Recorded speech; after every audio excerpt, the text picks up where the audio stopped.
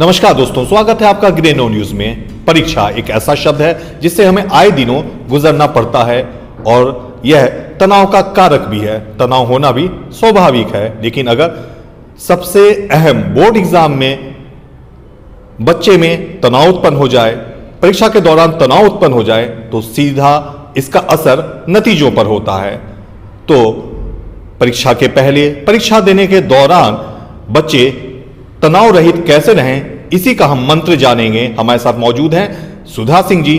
आप वरिष्ठ शिक्षाविद हैं और Ryan International School Greater Noida की प्राचार्य हैं। स्वागत है मैडम आपका ग्रेनो न्यूज में। तो पहले मैं ये जानना चाहूंगा, परीक्षा ऐसा क्या हुआ क्या है जो तनाव दे देता है?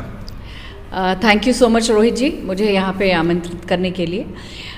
परीक्षा के बारे में मैं सिर्फ ये कहना चाहूँगी कि ये कोई हुआ नहीं है, वो हमारे ऊपर है कि हम उसको किस तरीके से देखते हैं। परीक्षा तो एक बोर्ड परीक्षा की तरह ही नहीं लिया जाता। लाइफ में बहुत सारी चीज़ें होती हैं जिसको कि परीक्षा के रूप में हम ले सकते हैं, लेकिन हमें ये जानना है कि परीक्षा को किस तरह से हम उसको देखें और किस तरह से उसको लें। हमें उसको चैलेंजिंग सिचुएशन नहीं मानना है, हमें मानना है कि वो एक नॉर्मल सी चीज़ है और हम बचपन से ही परीक्षा देते आए हैं। हर स्टूडेंट बचपन से ही परीक्षा देते आया है, तो कोई बहुत बड़ी बात नहीं है कि बोर्ड की परीक्षा देने जा रहे हैं तो इसलिए उन्हें कोई प्रॉब्लम होनी चाहिए या उसको एक जो है हाइप क्रिएट किया जाए। ऐसा नहीं होना चाहिए। अगर बच्चे को ये पता है कि परीक्षा किस चीज़ की है, कब होने वाली है, और उसकी तैयारी अगर बच्चे शुरू से ही कंसिस्टेंटली करते हैं, तो मुझे नहीं लगता कि कभी भी किसी भी बच्चे को परीक्षा को लेकर के किसी भी तरह का स्ट्रेस होगा। और मेरा ये मानना है, exam should never be taken as a big hype, it has to be taken as a celebration like what our prime minister has suggested. It has to be a celebration of one year of your life. So आप उसको उस तरीके से positively लीजिए और कभी भी उसका हुआ ना समझें। ये है बेसिकली रूटीन क्या रखनी चाहिए, कुछ इस पे हम चर्चा करेंगे। और लास्ट मोमेंट में रिवीजन किस तरह से करना चाहिए, मतलब आप शिक्षिका भी हैं तो इसके लिए आप क्या गाइडलाइन देंगी, या उन पोर्शन को देखना चाहिए जो आपका कमज़ोर पोर्शन है? देखिए, मेरा ये मानना है रूटीन तो हमारा जो नॉर्मल हम शुरू से जो फॉलो करते आए हैं उसी को फॉलो करना चाहिए, क्योंकि रूटीन में हमें ये भी देखना है कि हम कैसे किस तरीके से कब हम अपनी मील्स को रेगुलरली ले रहे हैं या नहीं ले रहे हैं। हमारा जो सोने उठने का समय है वो क्या सही है कि नहीं, और इसके अलावा परीक्षा की तैयारी करने का जो कि पढ़ाई का समय होता है उस पर हम कितना फोकस्ड रहते हैं। So everything has to have a balanced approach. अगर हम बैलेंस बना के चलते हैं शुरू से ही, तो रूटीन हमारा एक सेट हो जाता है और हमें पता है कि हाँ, मुझे इतने बजे अगर 6 बजे उठना है तो 6 बजे उठना है। उसके बाद मुझे अपने जो भी ब्रेकफास्ट वगैरह करने के बाद कितना समय हमें देना है पढ़ाई के लिए, और उसके बाद हम स्कूल आते हैं अगर, तो स्कूल में भी हम उतना ही समय देते हैं। तो जो स्कूल का समय होता है, जो इस समय बच्चे तैयारी कर रहे हैं खास करके बोर्ड एग्ज़ाम की, मेरा ये मानना है कि जो स्कूल का समय आपका रूटीन पढ़ने का होता है आप उसको बनाए रखिए।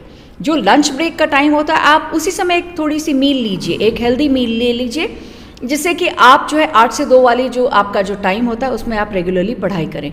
उसके बाद आप ऑफकोर्स आप लंच लेते हैं और एक हेल्दी लंच लीजिए, और फिर आपका जो है थोड़ा सा रेस्ट करने का टाइम होता है। थोड़ी सी आपको फिजिकल एक्टिविटी भी बहुत ज़रूरी होती है, क्योंकि वो आपकी एनर्जी बिल्डअप करती है, आपको थोड़ा सा रिफ़्रेश करती है, थोड़ा सा आपका मन थोड़ा सा स्ट्रेस ज़्यादा नहीं क्रिएट होता है अगर आप फिजिकल एक्टिविटी करते हैं।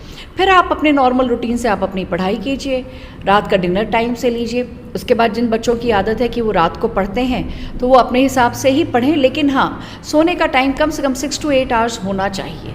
ये बच्चे पे डिपेंड करता है, लेकिन 6 to 8 hours sleeping time has to be there, so that बच्चा हेल्दी रहे और मेंटली साउंड रहे। ये बहुत ज़रूरी होता है। तो अगर रूटीन अगर सही रखते हैं इस तरह से, तो मुझे नहीं लगता कि कभी भी किसी बच्चे को कोई परेशानी आनी चाहिए। अच्छा, ऐसा भी देखा जाता है, कोई हमारे परिचित ही थे तो बोलते थे मैं तो चाय और कॉफ़ी दे देता हूँ बच्चे को ताकि वो जगा रहे।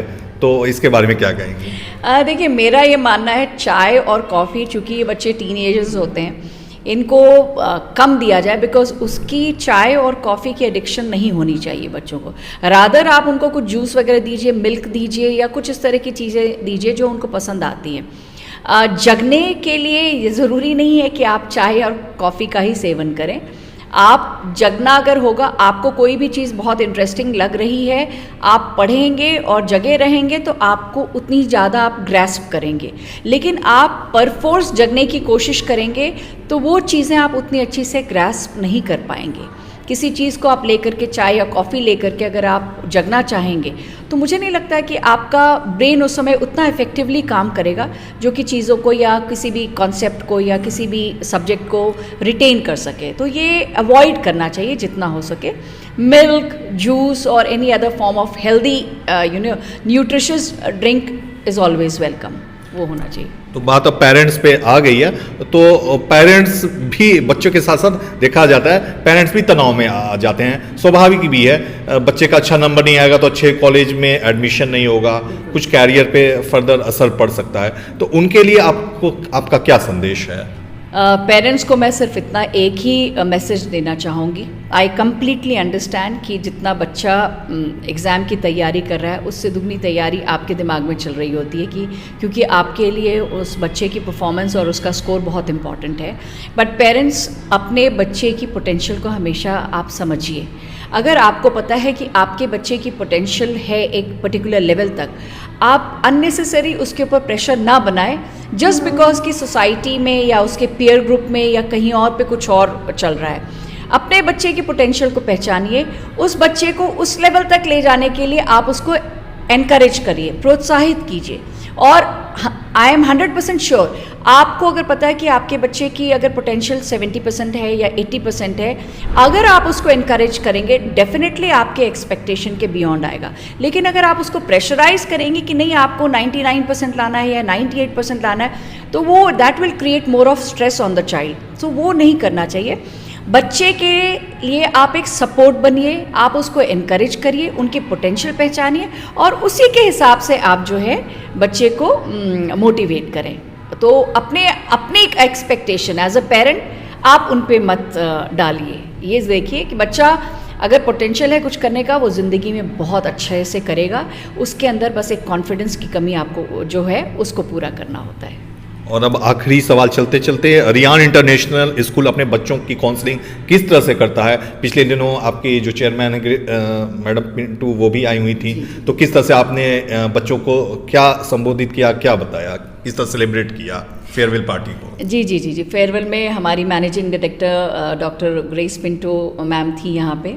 उन्होंने बच्चों को बहुत मोटिवेट किया। उन्होंने एक ही बात पे एम्फसाइज़ किया that we are not preparing you for the board examination, we are preparing you for the life.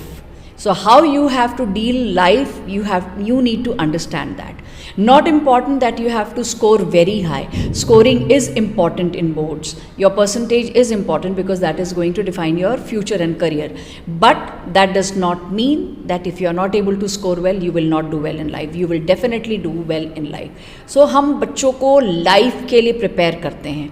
हम ये कहते हैं कि आपकी जो पोटेंशियल है, आपका जो फील्ड ऑफ इंटरेस्ट है, आप उसमें अच्छा करेंगे डेफिनेटली। आप पढ़ाई भी करिए लेकिन अपने पैशन और आपका जो भी एरिया ऑफ इंटरेस्ट है, जिस भी फील्ड में आपका इंटरेस्ट है। कई बच्चे जो हैं आईटी सेक्टर में जाते हैं, कई बच्चे स्पोर्ट्स फील्ड में निकल जाते हैं, कई बच्चे जो हैं एंटरटेनमेंट फील्ड में निकल जाते हैं। तो हमारी मैनेजिंग डायरेक्टर और रायन ग्रुप का पूरे सबका कहना यही है कि आप जिस भी फील्ड में इंटरेस्टेड हैं, आप अपने पैशन को बरकरार रखिए और लाइफ में आगे बढ़िए। आपको you should never ever look back. उनका एक ही कहना है कि फॉरवर्ड एवर, बैकवर्ड नेवर। हमेशा ज़िंदगी में आगे बढ़िए। चैलेंजेस आते रहेंगे लेकिन आप सब मुश्किल को आप हल कर सकते हैं, provided you have that zeal, willingness to move ahead in life. ये ज़रूरी है। Thank you ma'am. तो आप थी सुधा सिंह, वरिष्ठ शिक्षाविद और प्राचार्य, Ryan International School Greater Noida. और हम चर्चा कर रहे थे परीक्षा के दौरान बच्चे तनाव रहित कैसे रहें। फिलहाल इस प्रोग्राम में इतना ही। महत्वपूर्ण खबरों से जुड़े रहने के लिए हमारे YouTube चैनल ग्रेनो न्यूज़ को सब्सक्राइब करें। नमस्कार।